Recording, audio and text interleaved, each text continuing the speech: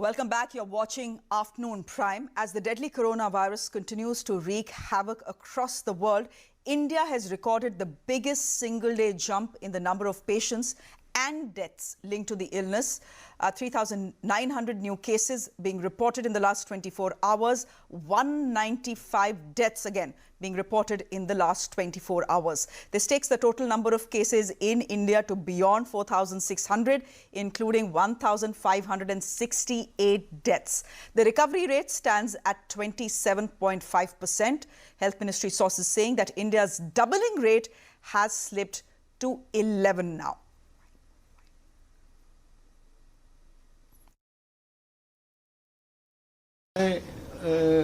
इनके केसेस आने शुरू हो जाते हैं और फिर जैसे जैसे समय आगे बढ़ते हैं इन बीमारियों के संदर्भ में अपने सहयोगी मंत्री चौबे जी के साथ और अधिकारियों के साथ दिल्ली सरकार में लेफ्टिनेंट गवर्नर, वहाँ के स्वास्थ्य मंत्री और वहाँ के सभी दिल्ली सरकार के अधिकारी, दिल्ली की तीनों म्यूनिसिपल कॉरपोरेशन के अधिकारी, एनडीएमसी के अधिकारी, इन सबके साथ हमने बातचीत की है और जो ये तीनों बीमारियां हैं, डेंगू, चिकनगुनिया और मलेरिया, इनके संदर्भ में जो तैयारियां हैं उनकी समीक्षा की है।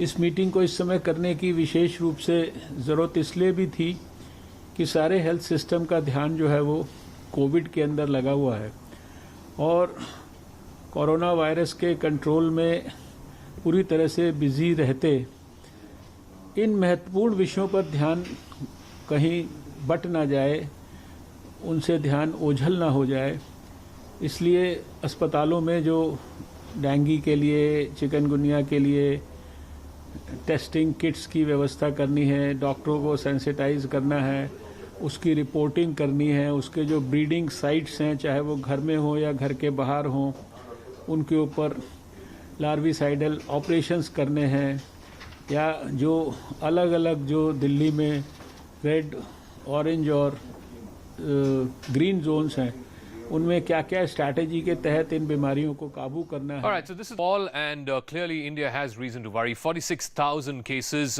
inching very fast to that 50,000 mark. My guess is in the next couple of days we'll be hitting 50,000. And the worry is this, ladies and gentlemen, we've been talking about this. This number is only increasing. It's not coming down. It needs to. It needs to come down from 4 digits to 3 and possibly even 2. Take a look at this graphic. It'll explain it a little better, the case curve. And this is a big worry. Now we've had 3,500 in the last 24 hours, but just take a look at the last 4 or 5 days. From 1,700, 2,400, 2,500, now 3,500. This needs to come down. We need to bring it down to around this level and possibly even less than that. Because if you're adding at the rate of 3,500 per day, you're adding 10,000 cases in 3 days, and that's a problem.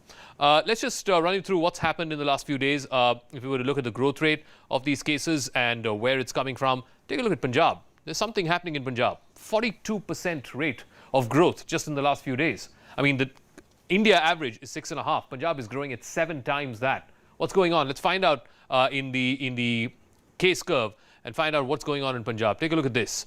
Take a look at the active cases, and here we go. This is Punjab. There is something that's suddenly changed. Look at this. Huge spike from 248 to 640. That was on the 1st of May. And then you got another big spike here from 640 to 964. That's on the 3rd of May. And then you've rounded off at 1,089. Now, I'm not sure what it is. Maybe it's more testing. Maybe there's a cluster that's broken out there. But certainly, this doesn't augur well. Punjab had a great story going. Take a look at this. Around the 200 mark, all the way from 21st of April up until the 30th of April. And then you've got these big jumps. 2 big jumps. Suddenly, you're looking at 1,000 active cases. Also, take a look at Bengal. We don't talk about it enough, other than, of course, the politics. Here we go. Something happening here. 600 to 738. 777 to 908. Now you're looking at 1,000 cases. Before the end of the day, before the next couple of days, you're looking at 1,000 cases. Good story here. 500, 600 cases all the way from 27th of April till the 2nd of May. And then you've got a big jump and a big jump. Another problem area, Tamil Nadu. We keep talking about this quite often. They had a great story going up until this bit, up until here. 800 cases, not a problem. Can be dealt with. April 24th to April 29th. And then look at this. Big jump here. Big jump here. Now we're looking at 2,100 cases. It's back in the top 5. This is a big problem. This is what states can ill afford to do. They cannot afford to add more cases and bring the trajectory up. That's one of the things that Kerala did. They kept the number of new infections to single digits. They've not had cases. They've had 0 cases, in fact, for the last couple of days. And the number of people who've been discharged is also going up. That's how you beat the corona curve. That's how you flatten the curve. Let me go across to Neethu Regokumar, who's joining us live from Trivandrum, Purnima Murli joining us live from Chennai to speak about the states of Kerala and Tamil Nadu, both doing very well at one point of time. Kerala continued to do well, just 34 positive cases. Tamil Nadu, the single largest spike that the state has seen, has come in the last 24 hours, some 27 cases, I believe. Neethu, let me come to you first. The fact is that Kerala has managed to flatten the curve.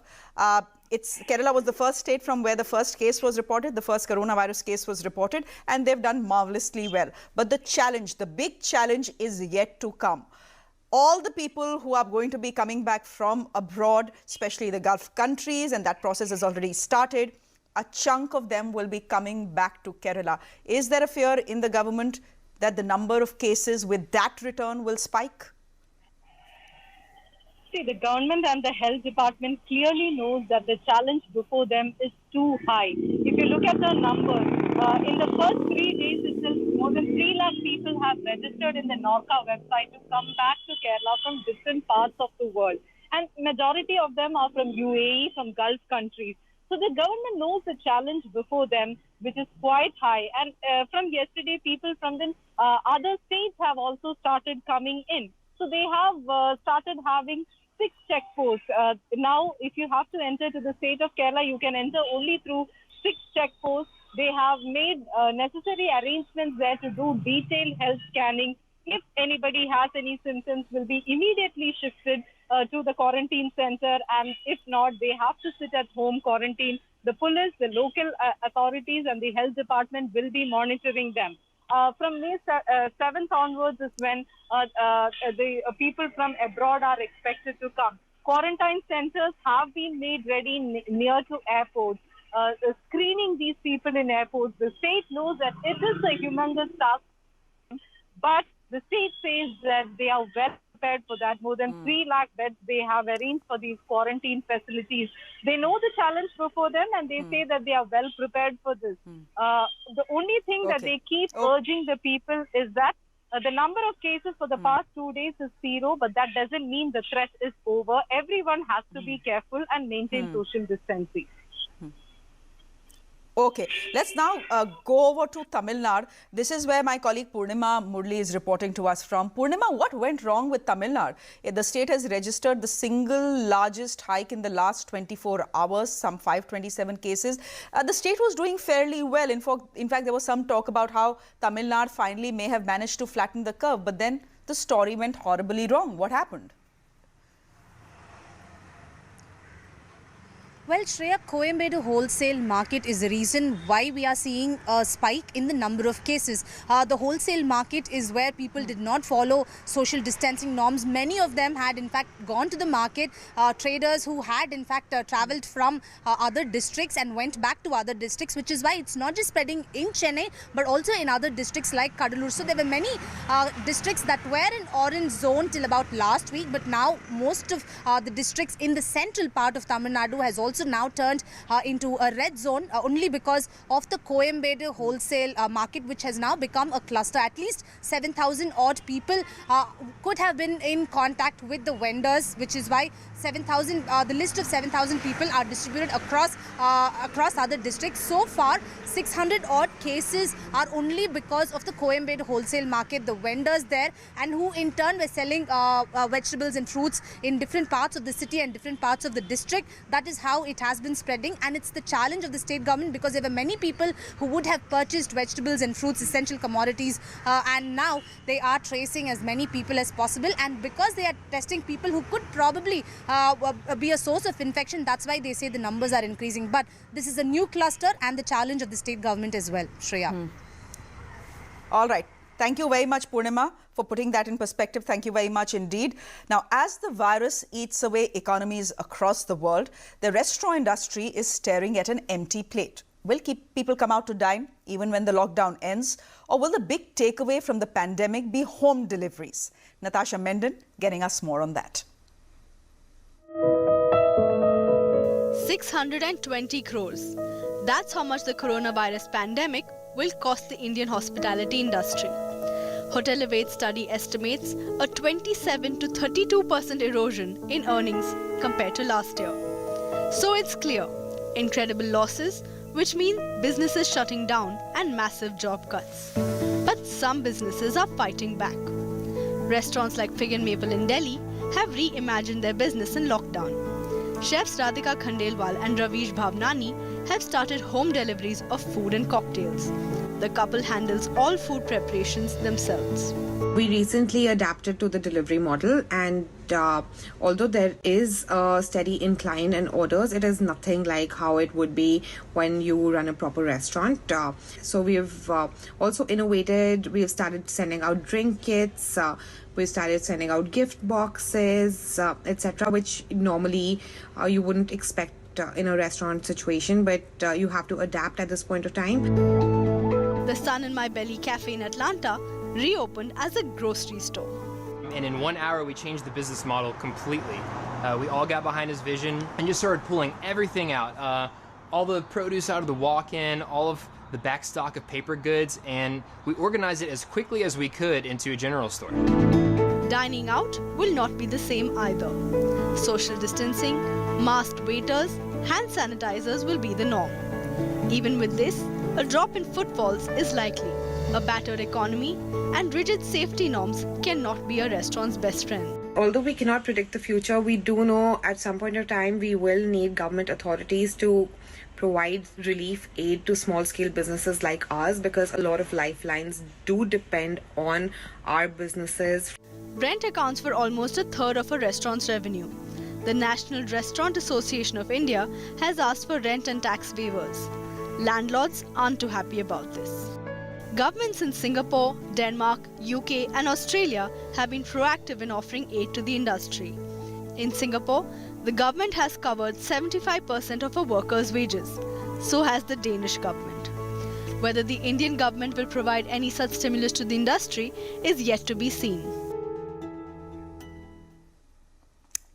Fuel prices in Delhi have been increased marginally. Consumers will now have to pay nearly 70 rupees for a litre of diesel, as prices have gone up by 7 rupees. On the other hand, a litre of petrol will now cost you 72 rupees. Prices has been hiked by 1.67 rupees.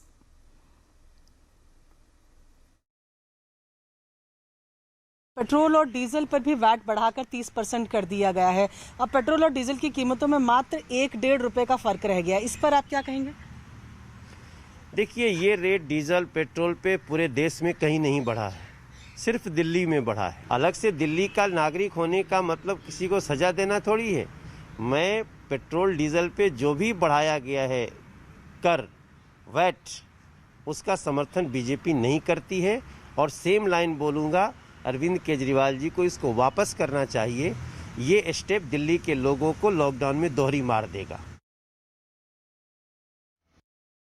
इस वक्त हम मौजूद है दिल्ली के Khan market के पास HP petrol pump में, और आज से दिल्ली सरकार ने पेट्रोल डीजल पर वैट बढ़ा दिया है। पेट्रोल पर 27% से वैट बढ़ाकर 30 किया गया है, डीजल पे 16.75% से बढ़ाकर 30 किया गया है। यानी कि पेट्रोल में आज से 1 रुपये 67 पैसे की बढ़ोतरी है, तो डीजल 7 रुपये 10 पैसे महंगा हो गया है। जो लोग यहाँ पेट्रोल भरवा रहे हैं उनसे जान लेते हैं। सर जी, पेट्रोल 1 रुपये 67 पैसा महंगा हो गया, क्या रिएक्शन? अभी तो सुना था कल सस्ता है। सस्ता है अभी? हाँ। और डीजल 7 रुपये 10 पैसा महंगा हो गया है।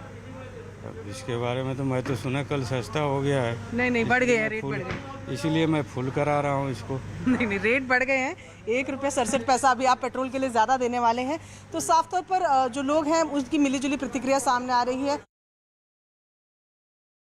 पेट्रोल और डीजल की कीमतों में दिल्ली में बढ़ोतरी हुई है। मैं इस वक्त मयूर विहार के एक पेट्रोल पंप पर मौजूद हूं और यहां पर आप तस्वीरों में देख सकते हैं कि आज जो पेट्रोल की कीमत है प्रति लीटर ₹71.26 बिक रहा है, तो वहीं डीजल जो है ₹69.39 बिक रहा है प्रति लीटर। यानी जो पेट्रोल में जो कीमतों बढ़ोतरी हुई है वो ₹1.67 की हुई है और यहाँ पर डीजल पे जो है ₹7.10 की बढ़ोतरी हुई है। वैट बढ़ाया है यहाँ पर राज्य सरकार ने और उसके बाद से ही कीमतों में लगातार इजाफा यहाँ पर पेट्रोल और डीजल के देखे जा रहे हैं। ये बढ़ोतरी कब से हुआ है?